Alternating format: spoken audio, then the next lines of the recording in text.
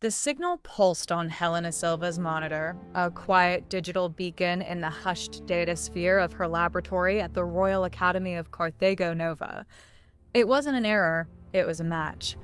A correlation flagged by the advanced AI pattern recognition system she had spent months training, a system designed to find connections between the deep past and the complex present. This match, however, promised to do more than just connect history. It threatened to rewrite it, and in doing so, potentially alter the political landscape of the Vandal Kingdom of Africa in 2025. To understand the weight of that blinking light, one had to understand the 15 centuries that had led to this moment, a history forged in the crucible of a different fall of the Western Roman Empire. The air outside Helena's climate-controlled lab hummed with the life of a city built on layers of time. Below, the revitalized harbor of Carthago Nova teemed with silent, automated cargo ships and the fleeting silver shapes of high-speed hydrofoil ferries. The scent of salt, distant spices from trans-Mediterranean trade, and the exhaust of airborne transports mingled in the air currents flowing between buildings that married the massive stone foundations of Vandalic construction with the arcaded elegance of adapted Roman forms and the soaring, solar-paneled towers of the 21st century. Helena could see it from her window, the layers of history made visible. It reminded her, as it always did, of her own family, where her father's lineage traced back to the Vandal settlers, his Vandalic surname a marker of that heritage, while her mother's family carried the melodic rhythm of North African romance, hinting at older roots in the soil of the land. She remembered as a child visiting her maternal grandmother in a coastal town, the subtle shift in language, the different cadence, the different words for familiar things, and the quiet realization that her world, her identity, was a braid of histories. This personal awareness of layered identity had drawn her irresistibly to the study of how those layers formed, how languages evolved and intertwined, the linguistic archaeology of her own people.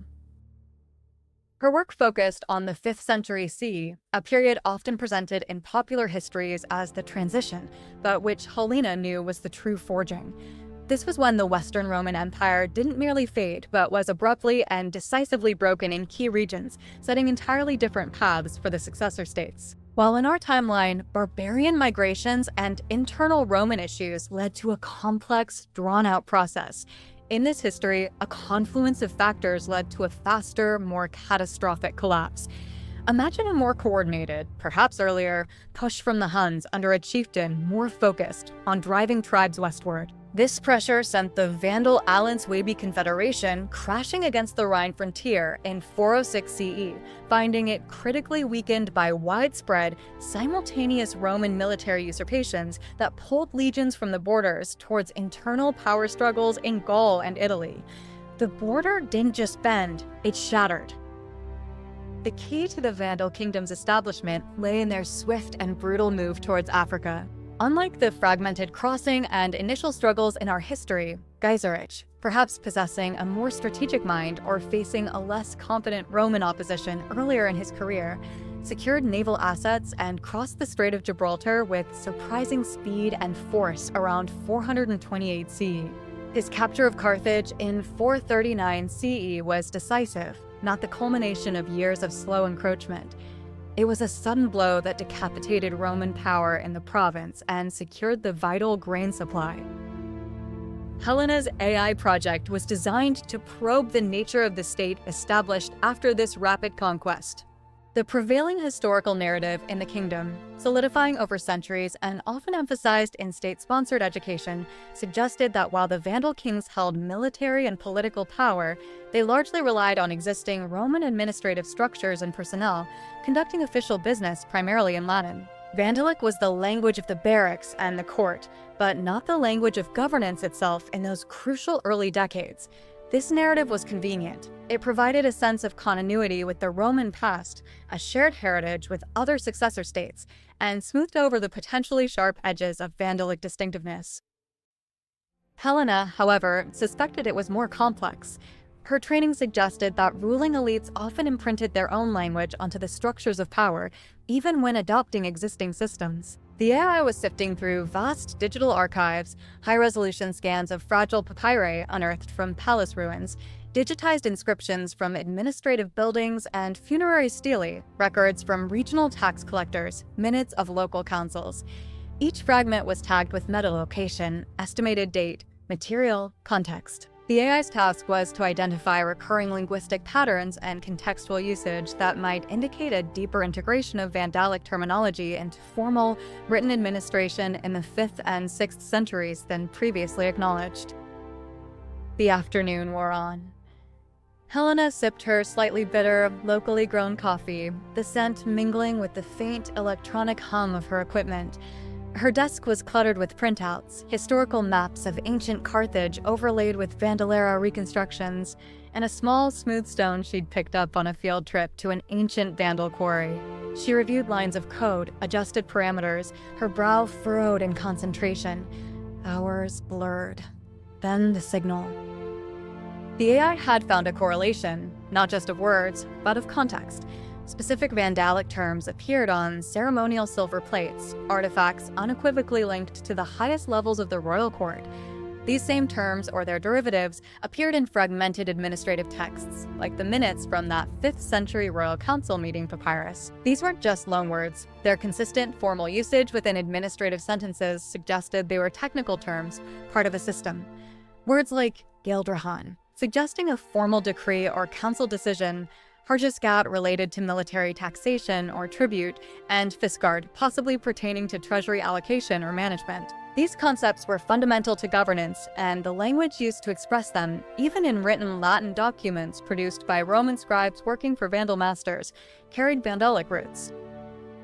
This was the core of Helena's discovery. The early Vandal kings hadn't simply overlaid their rule onto a Roman framework.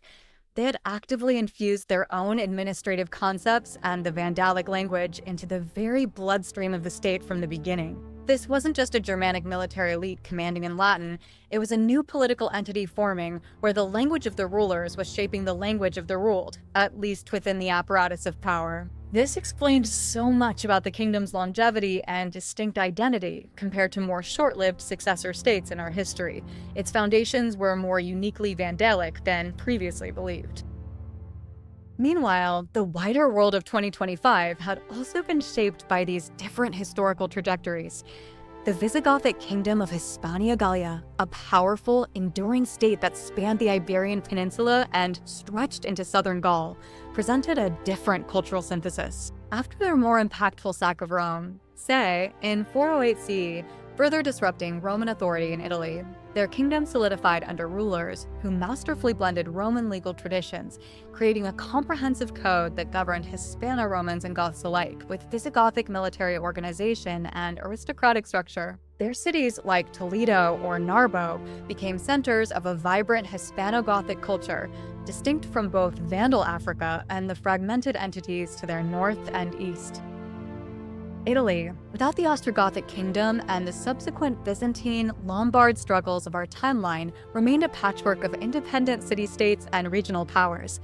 Rome was an ancient, revered city, but perhaps held less universal authority for the church.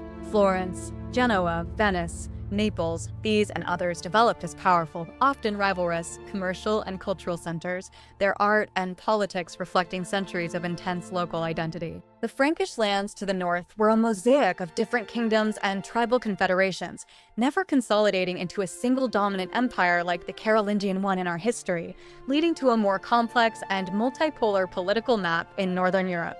Britain's fate, disconnected earlier and facing different continental pressures, was also unique, though its precise development lay outside the immediate scope of Mediterranean politics. This complex geopolitical reality meant that relations between the Vandal kingdom, the Visigothic state, the Italian city-states, and others were a delicate dance of alliances, rivalries, and trade negotiations. The Vandal kingdom, with its economic control rooted in grain and maritime dominance, was a key player, constantly balancing its relationships with its neighbors. Helena's discovery, however, was about to introduce a new variable into this equation. The digital map on Helena's screen glowed, illustrating the reach of those specific Vandalic administrative terms across the early kingdom. Dots clustered thickly around Carthago Nova and the major grain-producing areas, but they also appeared, less frequently, in records from more distant provincial centers and even military outposts. This wasn't a minor linguistic quirk. It was evidence of a deliberate, systematic effort to implement Vandalic language into the machinery of the state at its inception. It proved the early Vandal kings were not just conquerors, but sophisticated state builders, actively shaping the language of their rule. Helena leaned back, running a hand through her short, dark hair. The realization settled over her with a weight that was both exhilarating and terrifying. For decades, a particular narrative had dominated the public consciousness of the Vandal kingdom, a narrative emphasizing the pragmatic adoption of Roman structures, the continuity with the classical past, portraying the Vandals as capable rulers who built upon existing foundations. This narrative was politically useful. It presented the kingdom as a natural evolution, not a radical break, making it easier to forge a unified identity from diverse populations and fostering good relations with other historically Roman-influenced states. The burgeoning political movement advocating for greater Vandalic cultural and political emphasis often struggled to find historical validation for their claims that Vandalic identity was foundational, not just an overlay. They were sometimes dismissed as romanticizing the past, as wishing for a purer Vandal state that, according to mainstream history, never fully existed in the administrative sphere. Helena's findings demolished that mainstream view.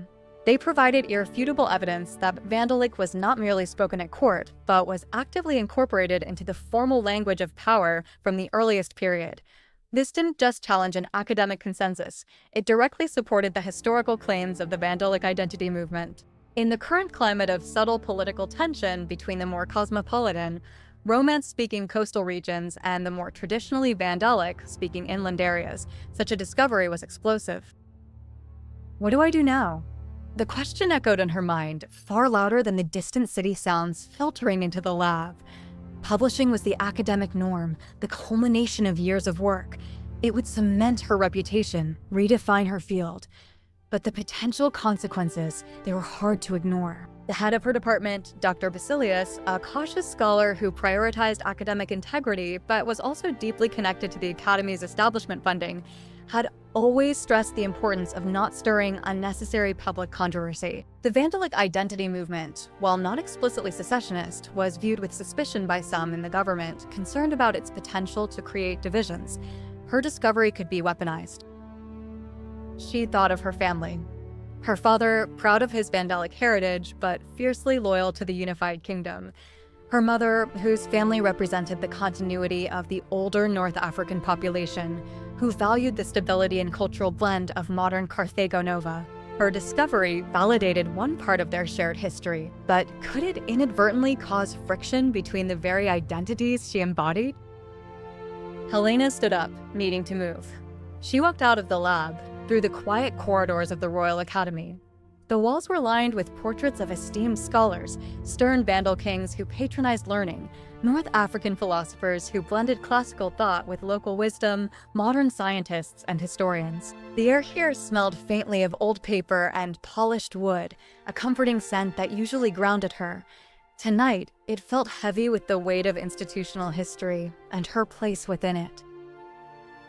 She needed to talk to someone. Not Basilius yet. He would immediately think of the political implications and urge caution, perhaps even suppression, until the climate was right. She needed a friend, someone who understood the academic world but wasn't trapped by its politics, someone who also understood the currents of the city. She walked to the automated lift, descending from the upper research levels towards the ground floor. As the lift glided down, she caught her reflection, a woman with tired eyes, but a mind buzzing with revelation and apprehension. She saw the faint lines of stress around her mouth, the mix of excitement and fear in her gaze. Emerging onto the street, the evening air was cooler, carrying the stronger scent of the sea. She walked towards her favorite small cafe near the Forum, a place with worn wooden tables and the best strong, sweet mint tea in the district. People bustled past, speaking in a mix of Vandalic and North African romance. She heard snatches of conversation, a debate about the upcoming municipal elections, laughter from students, the familiar rhythmic sounds of the city she loved. This living, breathing blend was what her work was about. She found a small table outside. A moment later, her friend Zaid arrived. Zaid was a journalist, sharp-witted and with a cynical view of politics, but a genuine curiosity about the kingdom's history and culture. He was from a family whose roots were entirely in the North African Romance-speaking population, offering a different perspective than Helena's own Vandalic-influenced upbringing. Helena, you look like you've either solved the universe or haven't slept in a week, Zaid said, sliding into the seat opposite her. Maybe both, she replied, managing a small smile. She ordered her tea. Zaid, I think I found something big. Really big. She spent the next half hour explaining, simplifying the complex linguistic and archaeological analysis into terms he could grasp. She described the AI's function, the nature of the records, the recurring Vandalic terms, and what their consistent usage in administrative documents from the 5th century meant. Zaid listened intently, his usual playful cynicism replaced by focused attention.